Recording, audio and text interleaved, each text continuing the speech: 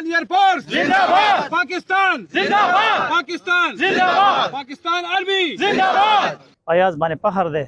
دا خو لا یو ایاز ان شاء الله تعالی چې زمونږ څومره کشران دي زمونږ څومره رشته دار دي د علاقې دي تحصیل تحویل کاندي ټول به چې کوم دی مونږ جهاد دپاره تیار یو د پاک فوج په شانه به مونږ جنګېږو ان شاء الله تعالی.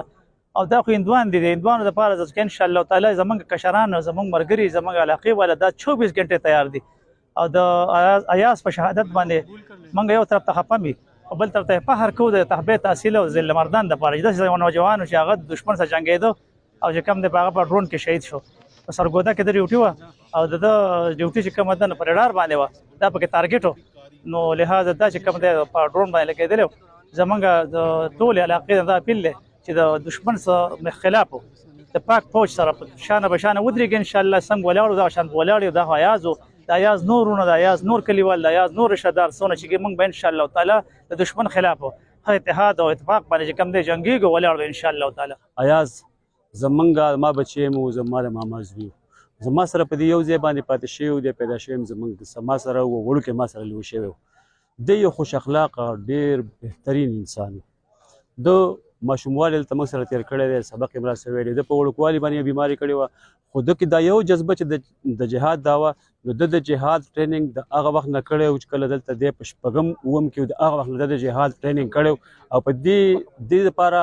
دی ډېر دغه خواهش یو زمونږ یوازې نه زمونږ د کلي زمونږ د علاقې زمونږ تحصیلي تخبیق آیا ګوره چې ټولې خیبر پښتونخوا دپاره د یو اعزاز و ځکه چې ایاز نر سړی او نن چې دی مونږ په دغه کې بېګای ما ته تصویران په واټساپ باندې راسینډ کړل چې ما یې تصویر ولیدو نو زه د سیران شوم چې دی هماغه شان ته خرش پرش پروت په دغه کې په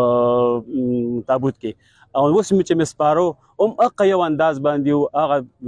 هغه مدبرانه انداز نه دی هغې کې پروت و. مونږ په دې باندې فخر کوو چې کم د هغوی جریت و هغه هم مخامخ دی او بیا چې زمونږ د پاک فوج یا زمونږ ایرفورس چې په کومه طریقه سره هغه ریټیلیټ کړو نو هغه هم ټولې دنیا ولیدو.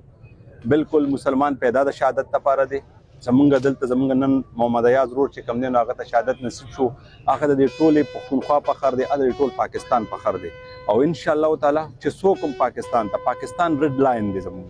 چې څوک هم پاکستان ته په غلطو سترګو سره ګوري د هغوی سره به چې کم دی نو چې څنګه طریقې سره نمټاو شو ان شاء الله تعالی د دې نه په ټریپل بو سره نور نمټاویږي ان شاء الله.